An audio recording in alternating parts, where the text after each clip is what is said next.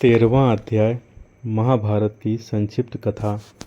अग्निदेव कहते हैं, अब मैं श्री कृष्ण की महिमा को लक्षित कराने वाला महाभारत का उपाख्यान सुनाता हूँ, जिसमें श्री हरि ने पांडवों को निमित्त बनाकर इस पृथ्वी का भार उतारा था।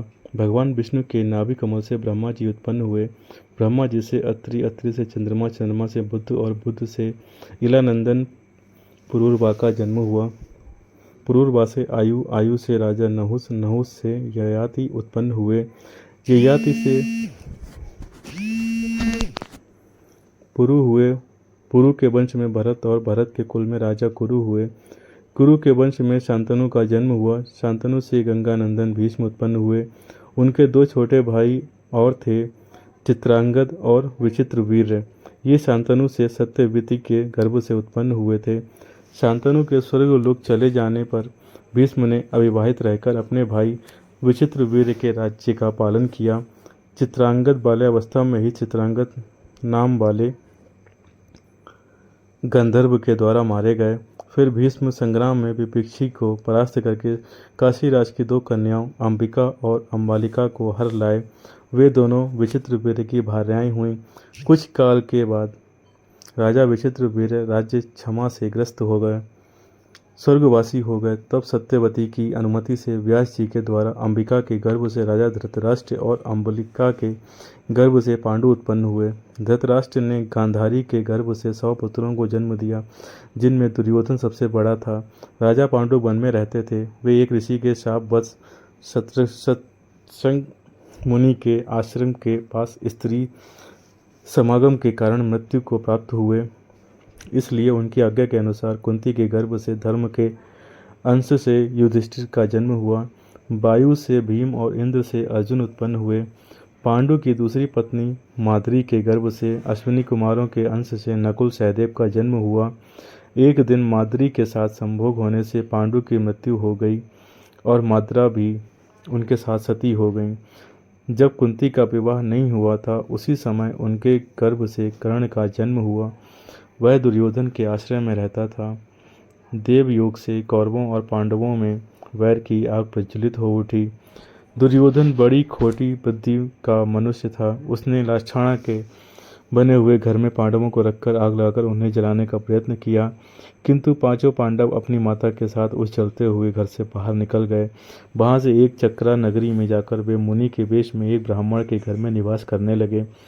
फिर बक नामक राक्षस का वध करके वे पांचाल राज्य में, जहाँ द्रौपदी का स्वयंवर होने वाला था, गए। वहाँ अर्जुन के बाहुबल से मत्स्यभेद होने पर पांचों पांडवों ने द्रौपदी को पत्नी रूप में प्राप्त किया। तत्पश्चात दुर्योधन आदि को उनके जीवित होने का पता चलने पर उन्होंने कौरवों से अपना आधा राज्य भी प्राप्त कर लिया। अर्जुन ने अग्निदेव से दिव्य गांडीव का धनुष और उत्तम रथ प्राप्त किया था। उन्हें युद्ध में भगवान कृष्ण जैसे सारथी मिले थे तथा उन्होंने आचार्य द्रोण से ब्रह्मास्त्र आदि दिव्य आयुध और कभी नष्ट न होने वाले बाण प्राप्त किए थे। सभी पांडव सब प्रकार की विद्याओं में प्रवीण थे।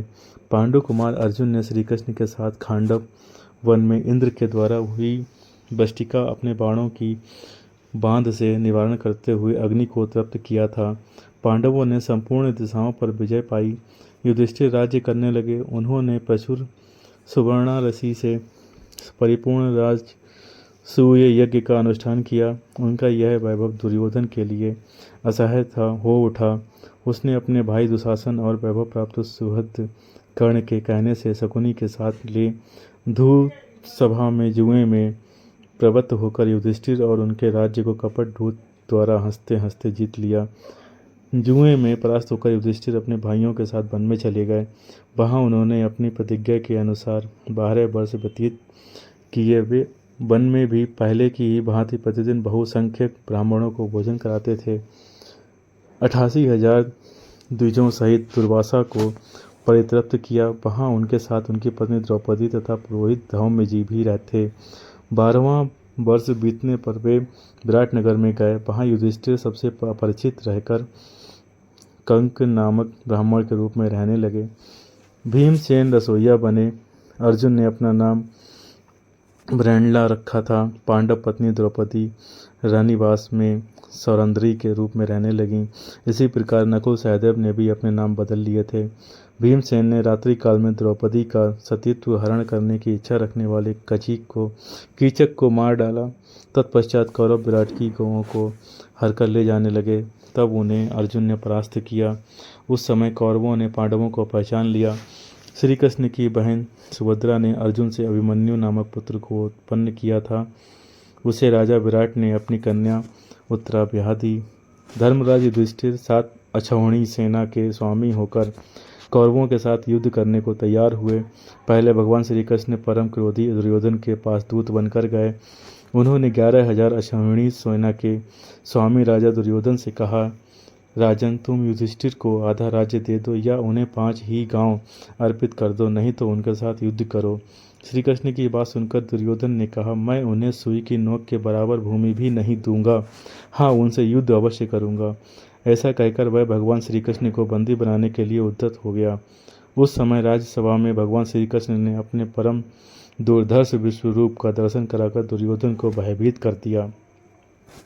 13वें फिर विदुर ने अपने घर ले जाकर भगवान का पूजन किया और सत्कार किया। तदनंतर वे युधिष्ठिर के पास लौट गए और बोले, महाराज, आप दुर्योधन के साथ युद्ध कीजिए। 13वें अध्याय का समापन करते हैं।